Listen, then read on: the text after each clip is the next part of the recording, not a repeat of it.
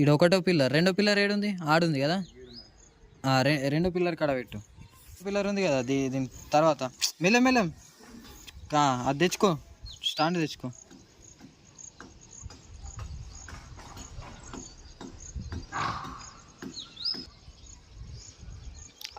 ఏడా ఆడ కాదు.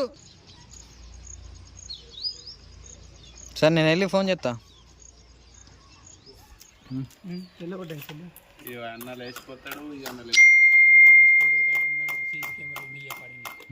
అల్లం దొరుకుతామంట లేచిపోయినప్పుడు.